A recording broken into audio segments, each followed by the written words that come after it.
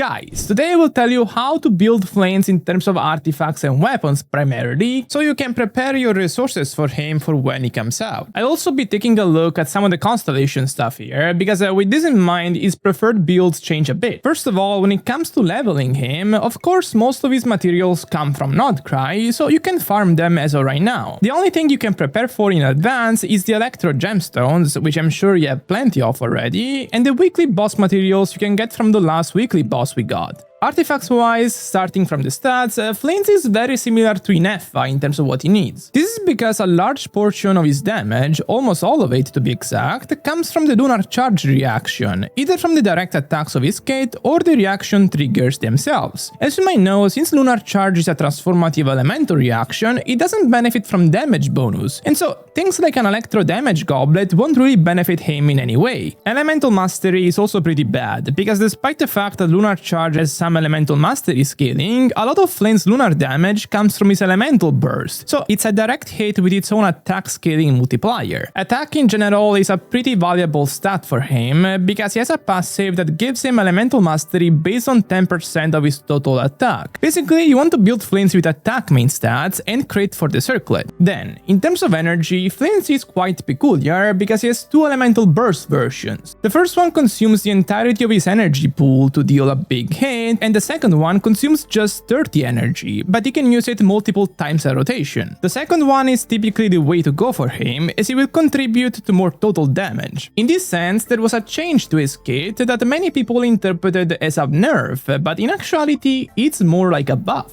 Basically, the energy cost of his base burst got increased from 70 to 80. While this makes his normal burst more expensive, it also increases his total energy pool from 70 to 80, and so that facilitates the energy management for his preferred playstyle, where he uses several mini bursts. At Constellation 0, the total amount of mini bursts he can use is of 2 a rotation, because they can only be enabled by his special elemental skill that has a 6 seconds cooldown. Since his uptime is of just 10 seconds a rotation, that totals to 60 energy spent a rotation for him. And that's not a lot at all for an Electro character. Matter of fact, Flint's energy requirements shouldn't be that high if you have a second Electro character on the team to enable the Electro Resonance. Teammates like Ineffa, Fischl, or Yae that produce particles over time, and so will give Flint's a lot of direct Electro particles throughout the rotation, are optimal, while shakier particle generators like Jansan or Sarah especially will cause more issues. Still, since his max energy is of 80, so 20 more than he can spend every rotation, this will allow him to store the overflowing energy pretty well throughout the run, and so he will realistically need less energy than what the data states.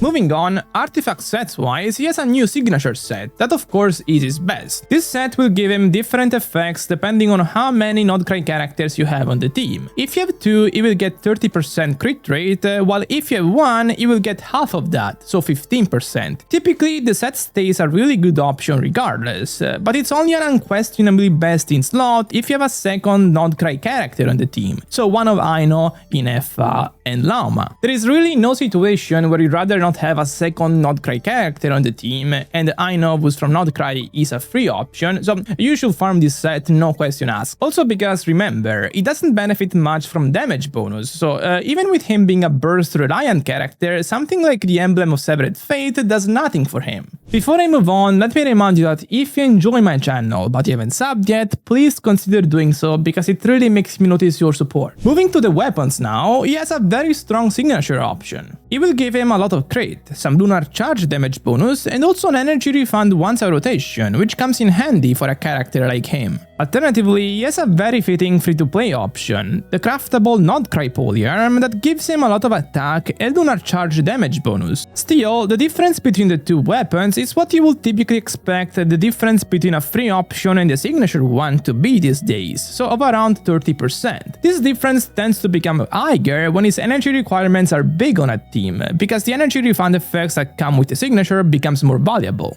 For the rest, there are a lot of polyarms that fit pretty well. Options like Homa, Vortex Vanquisher, and the Scarlet Sands give a lot of raw stats, mainly in the form of attack and crit, and he benefits from those a lot. The same goes for the Battle Pass weapons, so if you have either Deathmatch or Fjords at Refinement 5, they will be very decent replacements of his signature weapon. Before jumping to his constellations now, I want to say something about how you should build his teammates. When you have two Not Cry characters on the team, you activate a resonance that will give the team a lunar reaction damage bonus depending on the stats of the characters on the team that are not from Not Cry. This caps at 48%. When looking at Flint's teams, his allies typically involve a combination of Hydro and Anemo or secondarily of Hydro and Geo. Assuming you use Hydro and Anemo, with an evenly split contribution, your Anemo character will need to have 800 Elemental Mastery and your Hydro character will need to have 30,000 HP to maximize the special effect. A popular ally for Flins in the Anemo element is Sucrose, because Sucrose can provide a lot of raw stats buffs, like Elemental Mastery through some of her passives and attack through weapons like the Trilling Tails. The issue, however, is that when she's using Trilling Tails specifically, it's very hard for her to reach the 800 Elemental Mastery threshold, because she has no Elemental Mastery Ascension stat. As a result, you might need to rely on your Hydro character more to reach the 48% buff, so maybe a character like Yelan with an HP goblet instead of a Hydro one, or Furina. Alternatively, if you have Wandering Even Star, so a weapon that can provide nice attack buffs for the team while also giving Sucrose the Elemental Mastery she needs, that would be a nice solution. Lastly, just one thing about his constellations. The Constellation 1 lowers his special skill cooldown from 6 to 4. As a reminder, this special skill enables his mini burst, and with this change he will be able to use 3 bursts a rotation for 90 total energy spent. To alleviate this expense, the Constellation will give him some energy refunds when party members trigger a lunar charge reaction with a cooldown of 5 seconds and a half. On average, he will get 3 to 4 a rotation with this, so 21 or 28 energy. In either case completely makes up for the extra 30 energy spent for his additional burst, however, and so he will need to build some additional energy recharge. This is when having his signature weapon comes in handy because of the extra energy refunds. In fact, 3 signature and the Constellation 1, it will be able to recover 30-40 energy a rotation, and that's quite massive. If you have the signature, even a Constellation 1, it will barely need any energy to function.